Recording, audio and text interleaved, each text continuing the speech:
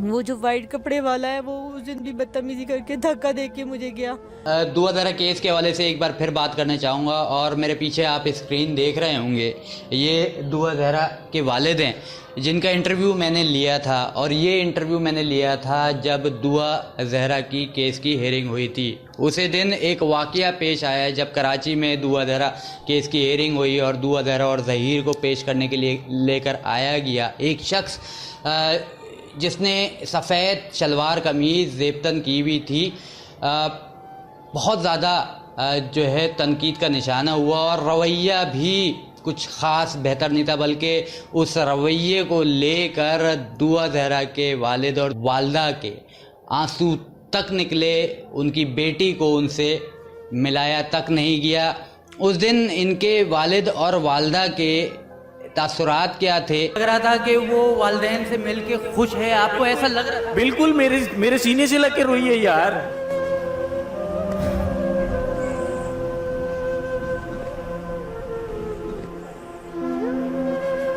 बस ये चाहते हैं यहाँ से केस खत्म हो, हम लाहौर बच्ची को भेज दें। लाहौर जाएगी बच्ची, फिर हमें नहीं मिलेगी। आपको पता है कि वो पहले कितनी मुश्किल से मिली, 2 महीने में कितनी एजेंसियों पुलिसों ने इतनी मुश्किल से ढूंढा है। जब पुलिस वाली हैं तो आप नामहरम है मेरी बेटी के ऊपर मत हाथ रखे। कहता कोई नामहरम नहीं है, मैं बाप हूँ उसका। तो उसके बाबा ने कहा कि नहीं बाप तो मैं हूँ, आप बाप नहीं हो। कहता कोई तुम बाप नहीं हो। मेरी बच्ची हम जिस वक्त एग्री की कि ठीक है मैं जज साहब के सामने बोलती हूँ और मैं घर जाती हूँ, पुलिस ने वहाँ से उसका बाजू पकड़ा और उठाकर बाहर ले जाने लगे। वही सफ़ेद शलवार कमीज वाला आदमी। बहन क्या हुआ कोर्ट में, क्या मुलाकात हुई? पहले तो मैं उस दिन भी मुलाकात नहीं करने दी, देखने भी नहीं दिया। वो जो वाइट कपड़े वाला है वो उस दिन भी बदतमीजी करके धक्का दे के मुझे गया। यहाँ पर जो ये बातें कर रहे हैं और वहाँ पर जो इंटरव्यू में बातें हो रही हैं, ये दोनों तजाद रखती हैं। मगर एक बात यहाँ पर जो वीडियो में रिकॉर्ड हुई है, जब वालिद बेटी के करीब जाते हैं तो वालिद को रोका जाता है। जब माँ बेटी के करीब जाती है तो उसको हाथ यहाँ पे इस तरीके से रखा जाता है कि जैसे कि कोई अछूत किसी बहुत ही कीमती चीज़ को छूने की कोशिश कर रहा है और उसको रोका जा रहा है कि कहीं ये अछूत इस कीमती शय को छू लेगा तो वो गंदी हो जाएगी, नापाक हो जाएगी।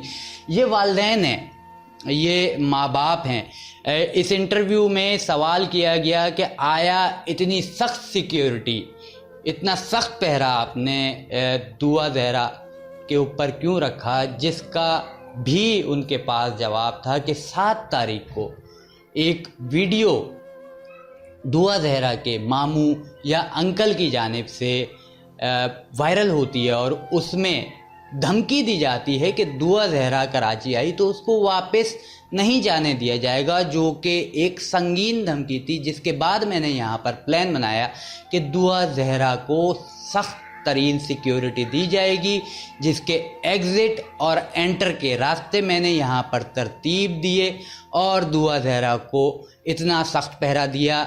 उस दिन सिंध हाई कोर्ट में मैं मौजूद था। दुआ ज़हरा के वालिदैन से मेरी बात भी हुई, जो कि आपने सुनी भी। दुआ ज़हरा को इतनी सख्त सिक्योरिटी में लेकर आया कि पलक झपकते ही जब दुआ ज़हरा को लेकर जाने की बात आई तो पलक झपकते ही कब दुआ ज़हरा और ज़हीर गाड़ी के अंदर एंटर हो गए किसी को कुछ मालूम नहीं हुआ। जो ये साहब हैं, इन साहब ने अपनी ड्यूटी के हवाले से कहा कि मैं ड्यूटी कर रहा था। बिल्कुल आप ड्यूटी कर रहे होंगे, मगर जिस अंदाज़ में आप ड्यूटी कर रहे थे उस अंदाज़ को लेकर आप पे तनकीद का सामना किया गया और बार बार आपको ढूंढने का भी मुतालबा किया। मेहदी अली काज़मी साहब ने कहा कि उस सफ़ेद शख्स वाले के बारे में मालूम करो कि वो कौन है, आया क्यों किया।